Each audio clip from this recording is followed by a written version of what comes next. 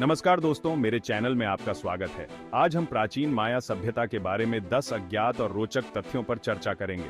इससे पहले अगर आपने मेरे चैनल को अभी तक सब्सक्राइब नहीं किया है तो कृपया सब्सक्राइब करें और बेल आइकन दबाएं।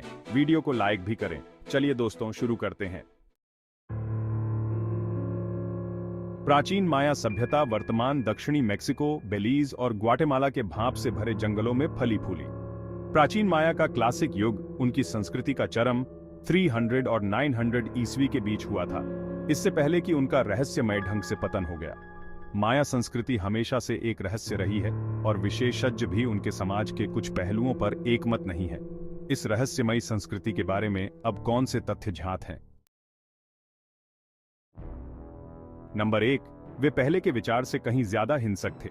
माया के बारे में पारंपरिक दृष्टिकोण यह था कि वे शांतिप्रिय लोग थे जो सितारों को देखने और एक दूसरे के साथ जेड और सुंदर पंखों का व्यापार करने में खुश रहते थे। यह तब तक था जब तक आधुनिक शोधकर्ताओं ने मूर्तियों और मंदिरों पर छोड़े गए चित्रलिपि को नहीं समझा। यह पता चला है कि माया अपने उत्तर के बाद के पड़ोसियों एज़टेक की तरह ही क्रूर और युद्धप्रिय थे।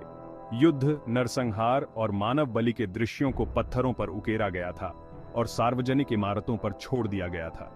शहर राज्यों के बीच युद्ध इतना भयानक हो गया था कि कई लोगों का मानना है कि माया सभ्यता के अंतिम पतन में इसका बहुत बड़ा हाथ था। नंबर 2, उन्होंने नहीं सोचा था कि 2012 में दुनिया खत्म हो जाएगी। जैसे जैसे दिसंबर 2012 नजदीक आ रहा था, कई लोगों ने देखा कि माया कैलेंडर जल्द ही समाप्त होने वाला है। यह सच है कि माया कैलेंडर प्रणाली जटिल थी। संक्षेप में कहें तो यह 21 दिसंबर 2012 को 0 पर रीसेट हो गया। इससे मसीहा के नए आगमन से लेकर दुनिया के अंत तक सभी तरह की अटकलें लगाई जाने लगीं। हालांकि प्राचीन माया को इस बात की ज्यादा चिंता नहीं थी कि उनके कैलेंडर के रीसेट होने पर क्या होगा। उन्होंने इसे एक तरह की नई शुरुआत के रूप में देखा होगा, लेकिन इस बात का कोई सबूत नहीं है कि उन्होंने किसी आपदा की भविष्यवाणी की थी। नंबर 3, उनके पास किताबें थीं। माया साक्षर थे और उनकी अपनी लिखित भाषा और पुस्तकें थीं। अनजान लोगों को माया की किताबें चित्रों और अजीबोगरीब बिंदुओं और रेखाओं की एक श्रृंखला की तरह लगती हैं। वास्तव में प्राचीन माया एक जटिल भाषा का उपयोग करते थे, जहां चित्रलिपि एक पूरे शब्द या शब्दांश का प्रतिनिधित्व कर सकते थे। सभी माया साक्षर नहीं थे, क्योंकि ऐसा लगता है कि पुस्तकों का निर्माण और उपयोग पुजारी वर्ग द्वारा किया जाता था। जब स्पेनी आए तो माया के पास हजारों पुस्तकें थीं, लेकिन उत्साही पादरियों ने उनमें से ज्यादातर को जला दिया। केवल 4 मूल माया पुस्तकें, जिन्हें कोडिस कहा जाता है, ही बची हैं। नंबर 4, उन्होंने मानव बलि दी। मध्य मेक्सिको की एज़टेक संस्कृति आमतौर पर मानव बलि से जुड़ी होती है, लेकिन ऐसा शायद इसलिए है क्योंकि स्पेनिश इतिहासकार इसे देखने के लिए वहां मौजूद थे। माया अपने देवताओं को खिलाने के मामले में भी उतने ही खूनी थे। माया शहर राज्य अक्सर एक दूसरे से लड़ते थे और कई दुश्मन योद्धाओं को बंदी बना लिया जाता था। इन बंदियों को आमतौर पर गुलाम बना लिया जाता था या उनकी बलि दे दी जाती थी। रईसों या राजाओं जैसे उच्च स्तरीय बंदियों को अपने बंदी के खिलाफ एक औपचारिक गेंद के खेल में खेलने के लिए मजबूर किया जाता था, जो उस युद्ध को दोहराता था जिसे वे हार गए थे। खेल के बाद, जिसका परिणाम युद्ध को दर्शाने के लिए पहले से तय था, बंदियों को अनुष्ठानिक रूप से बलि दी जाती थी। नंबर 5, उन्होंने आकाश में अपने देवताओं को देखा। माया जुनूनी खगोल शास्त्री थे, जो तारों, सूर्य, चंद्रमा और ग्रहों की गतिविधियों का बहुत विस्तृत रिकॉर्ड रखते थे। उनके पास ग्रहण, संक्रांति और अन्य खगोलीय घटनाओं की भविष्यवाणी करने वाली सटीक तालिकाएं थीं। आकाश के इस विस्तृत अवलोकन का एक कारण यह था कि उनका मानना था कि सूर्य, चंद्रमा और ग्रह देवता थे जो स्वर्ग, पाताल लोक, जिसे जिबाल्बा कहा जाता है, और पृथ्वी के बीच आगे पीछे घूमते थे। विषुव, संक्रांति और ग्रहण जैसी खगोलीय घटनाओं को माया मंदिरों में समारोहों द्वारा चिह्नित किया जाता था। नंबर 6, उन्होंने बड़े पैमाने पर व्यापार किया। माया उत्सुक व्यापारी थे और पूरे आधुनिक मेक्सिको और मध्य अमेरिका में उनके व्यापार नेटवर्क थे। उन्होंने 2 प्रकार की वस्तुओं का व्यापार किया: प्रतिष्ठा की वस्तुएं और निर्वाह की वस्तुएं। निर्वाह की वस्तुओं में भोजन, कपड़े, नमक, उपकरण और हथियार जैसी बुनियादी जरूरतें शामिल थीं। प्रतिष्ठा वाली वस्तुएं माया द्वारा वांछित वस्तुएं थीं जो दैनिक जीवन के लिए महत्वपूर्ण नहीं थीं। उदाहरण के लिए चमकीले पंख, जेड, ऑब्सीडियन और सोना। शासक वर्ग प्रतिष्ठा वाली वस्तुओं को संजोकर रखता था और कुछ शासकों को उनकी संपत्ति के साथ दफनाया जाता था, जिससे आधुनिक शोधकर्ताओं को माया जीवन और उनके द्वारा किसके साथ व्यापार किए जाने के बारे में सुराग मिलते हैं। नंबर 7, उनके पास राजा और शाही परिवार थे। प्रत्येक प्रमुख शहर राज्य में एक राजा या अहाऊ होता था।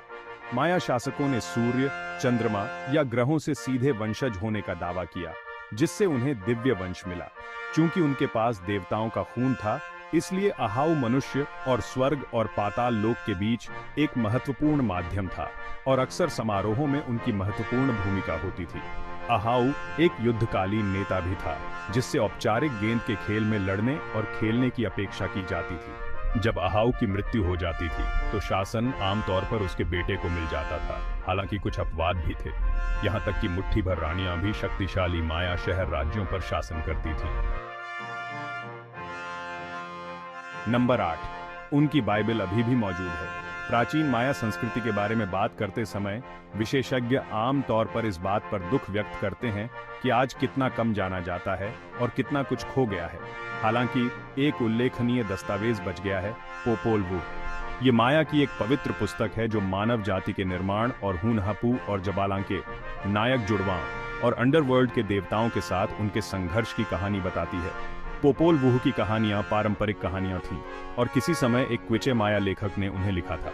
लगभग 1700 ईस्वी के आसपास फादर फ्रांसिस्को जिमेनेज ने उस पाठ को उधार लिया जो क्विचे भाषा में लिखा गया था। उन्होंने इसकी प्रतिलिपि बनाई और इसका अनुवाद किया, और हालांकि मूल खो गया है, फादर जिमेनेज की प्रति बच गई है। यह अमूल्य दस्तावेज प्राचीन माया संस्कृति का खजाना है। नंबर 9, कोई नहीं जानता कि उनके साथ क्या हुआ। 700 ईस्वी या उसके आसपास माया सभ्यता मजबूत हो रही थी। शक्तिशाली शहर राज्यों ने कमजोर जागीरदारों पर शासन किया, व्यापार तेज था और कला, वास्तुकला और खगोल विज्ञान जैसी सांस्कृतिक उपलब्धियां चरम पर थीं। हालांकि 900 ईस्वी तक टिकल, पैलेनक और कैलकम्मुल जैसे क्लासिक माया पावर हाउस सभी पतन की ओर बढ़ चुके थे और जल्द ही उन्हें छोड़ दिया जाएगा। तो क्या हुआ, कोई भी निश्चित रूप से नहीं जानता। कुछ लोग युद्ध को दोष देते हैं, अन्य जलवायु परिवर्तन को, और फिर भी अन्य विशेषज्ञ दावा करते हैं कि यह बीमारी या अकाल था। संभवतः यह इन सभी कारकों का एक संयोजन था, क्योंकि विशेषज्ञ एक मूल कारण पर सहमत नहीं हो सकते हैं।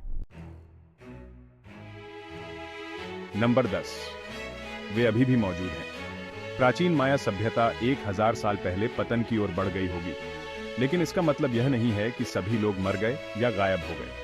1500 के दशक की शुरुआत में जब स्पेनिश विजेता आए, तब भी माया संस्कृति मौजूद थी। अन्य अमेरिकी लोगों की तरह उन्हें जीत लिया गया और गुलाम बना लिया गया, उनकी संस्कृति को मिटा दिया गया, उनकी पुस्तकों को नष्ट कर दिया गया।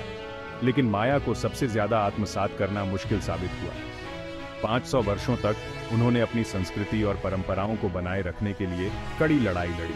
ग्वाटेमाला और मेक्सिको और बेलीज के कुछ हिस्सों में ऐसे जातीय समूह हैं जो अभी भी भाषा, पोशाक और धर्म जैसी परंपराओं को मजबूती से मानते हैं, जो शक्तिशाली माया सभ्यता के दिनों से चली आ रही हैं।